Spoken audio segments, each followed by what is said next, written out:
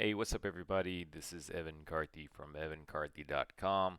It's Sunday, June 7th, 2020. We're going to look at the S&P 500 and the Nasdaq. The reason why is the Nasdaq is leading the market higher, so we're going to look at these two markets. So for S&P 500, looking at this right here is the weekly chart that we're looking at, dating all the way back to previous, back into the 1990s. And the reason why is after the financial crisis bottom down here back in 2009, price pretty much been going from the bottom left to the upper right, where if you're long or bullish on something, that is the perfect chart you want to see. Now, obviously, recently at the beginning of 2020, we had this big move down right here, and then a bunch of people were saying that this is going to be that an even larger move down, or price is going to come retrace back up and then make its second leg down. I didn't think that was going to happen just for a couple reasons. One, meaning or being because there's this gap up here, and two, we'll go look at the VIX chart real quick, which is the inverse relationship to the S&P 500. It's basically the volatility. So when it's going up, the S&P 500 is going down. And the main reason why I didn't expect the S&P 500 to finally have that big crash or huge retracement everyone is looking for is we had this big gap right down here, and gaps love to come and get filled. And especially here in the weekly chart right here, once you had all this stuff going on earlier in the year and there's this big gap in the VIX right here, I've been saying I'm waiting for this thing to get filled. And as you can see, it's getting closer to it. It definitely obviously is here. It's been on a straight line pretty much down to it.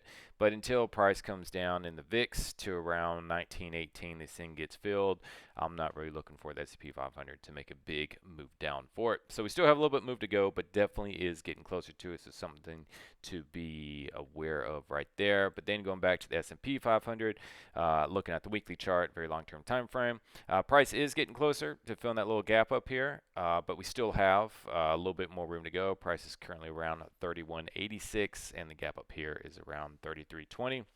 But also, as you can see right here, once we did have that big retracement down here to hit around the 50% level at about 22.63, when price hit the 38% Fibonacci retracement level down at about 25.05 right here, that little teal line right there, what that did was that set up this next measured move up right here to, and I'll draw a little rectangle box to make it a little bit easier to see right here, to this target area starting about 40.31. So if this truly is going to be, and so far has been definitely, I mean, look at that, when price came down and hit the 38%, let me scroll in a little bit more right here, you definitely had a lot of support right here. And again, this is on the weekly chart.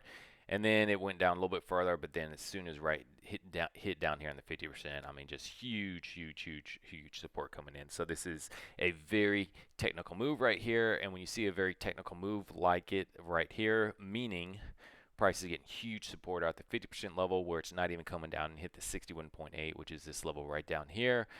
That means it is being bought by the big money, the smart money, whatever you want to call it, institutions, hedge funds, all banks, all those companies. They're the ones making these huge purchases right here. So that's why it leads me to believe that this target up here of around 4,000 for the S&P 500 could be, it definitely could be a valid target for this current move up right here.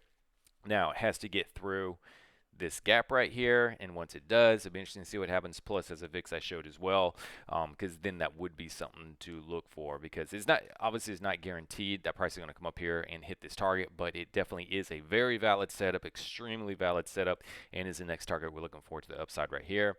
A little bit of a shorter term setup. What we currently have right now is for the weekly charts, you can't really get it right here. So what I had to do is go down here to the daily charts to get this swing up right here. And as you can see on Friday up here, or excuse me, that was Friday, Thursday, Wednesday. That target was hit right here, but it didn't impact it at all. Instead of having any type of retracement, price just zoomed all the way up to the top of the target area we're looking for based upon the unemployment numbers came back extremely strong that the market wasn't expecting. So we just keep on dragging this higher as long as this thing goes higher, and we're looking for the retracement to come back down. So we're definitely looking for some type of retracement here in the coming week. Here we have, that's the swing point low, swing point high. So we're definitely looking for some little retracement to start this next leg move up right here. So that's what I'm looking for earlier in this upcoming week, obviously starting tomorrow, Monday, or even on the overnight session starting Sunday, 5 p.m. Central Standard Time. So if this is going to be the high right here, let me try to get this a little bit closer to it. The high right here, look for retracement down to at least 30.38. Price is currently around 32.11. Zoom in a little bit more.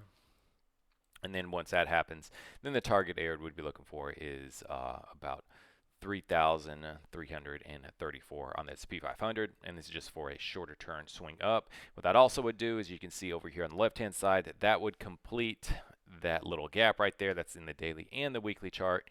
And then, of course, what we would have right here is it would still be on the rise, looking for the weekly target of around 4,038 or so, something like that. But now switching over a little bit to the Nasdaq right here, the Nasdaq is leading all of the markets higher right now.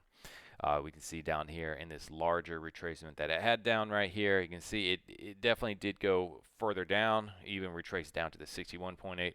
Once it started hitting that, this looked like, to be honest right here, it looked like once this bar closed down below the 61.8, it trapped a ton of people down here to the downside because it really looked like price is going to move further, because a lot of times when price moves past the 61.8 and closes outside of it, it looks for a trend reversal change. And so it looked like that was going to happen, and look at this, it opened down here, looked like it's going down lower, but all I did was trap a ton of people.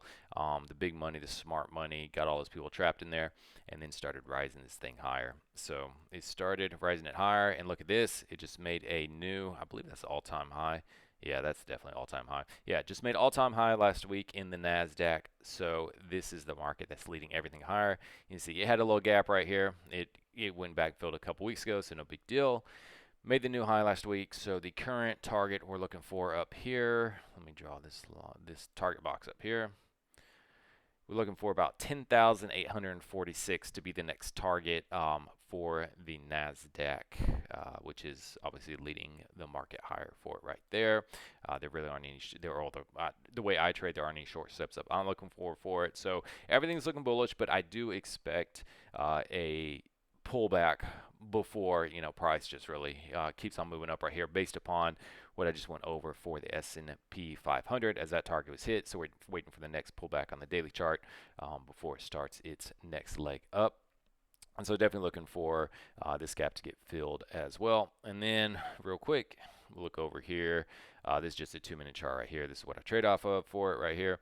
You can see price hit some profit targets. Let me zoom back out to the hourly chart right here. This box right here is the hourly target, which got hit last week as well. So that's another reason why I'm looking for more of a pullback. You can see it got hit down here. What's that? Friday, Thursday, Wednesday, late Wednesday, and found some resistance, but then zoomed back up once those job numbers started coming out. Hit the top of the target box. Plus, these black lines are the overnight high and overnight. Okay, well, I don't know what it's doing, but let me zoom back out. Black line's overnight high and the overnight low. This blue box right here is the 50 to 61.8 Fibonacci retracement level from the overnight low, overnight high. And then these black outline boxes, right, the one below and the one behind. The one to the high side is the 127 to 141 Fibonacci extension levels from, and let me just draw them right here, from the overnight low and overnight high. So basically what that is for me, it's a roadmap of where I look for price to either turn or to hit some support or resistance when I'm doing my daily trades. Just helps map it out and look for some turning points or support or resistance. Now, as you can see, price come up, hit the top of that box up there, and then for the rest of the day from Friday, just started working its way lower for it. So plus when it hit this hourly up right here for the S&P 500, looking for more retracement. So starting off the week, I am looking for a move to the downside. Obviously, that doesn't have to happen, but personally, based upon these chart setups, that's what I'm looking for. But I'm still very bullish in the intermediate to long term for it. It's just short term until the next retracements start getting set up for it. Looking for more downside in the S&P 500. Start off the week, and then going over to the Nasdaq here real quickly. You see right here, this is using the 2-minute chart. The original, let's see here, the original one we had was right there. That's the pivot point low, pivot point high. Price came down, initiated that trade setup, hit the target right there, and so that's what we're looking for right now, which is based upon this retracement level right here. If this high remains up here, down here you can see there's the pivot point low at about 96.02. Pivot point high I have is 98.46. What I'm looking for is retracement down here. Again, assuming this pivot point high remains. If price continues to move up and does not hit the 38.2%, then I will drag my Fibonacci retracement level up higher to it until the retracement does come back and happen to at least hit the 38.2%, and that will initiate the next little bit more of a longer term on the daily charts that I do trade from. But there will be also to look for the downside until that happens. I'll be drawing it down because here would be the current short side target for it, 97.73.50, based upon this move right here. So in the short term, just to recap it here real quick, I am looking for, as the week starts off, some downside in the markets due to the fact that the upper edge of the targets have been hit. So looking for retracing to set up the next move long for both the S&P 500 and the Nasdaq, but for the intermediate to long term, still extremely bullish in both those markets until we receive some extremely bearish moves out there. There's no reason to believe that price isn't going to go up, especially for the S&P 500 to hit that next target level, which again, looking for right here, is going to be about around 4,024. But again, the biggest thing I think, in my opinion, to look for is the VIX right here, because once that thing gets filled, that will be the kind of the indicator to see what happens next to the market. But until that happens, and until the long-term charts give us something else to look for here on the short side, extremely bullish on the market, and yes, I am looking for the next area to be about 4,000 for the S&P 500. So that's S&P 500 and the Nasdaq for June 7th, going into the week here of 2020. Be safe, take care. Talk to you later. Bye.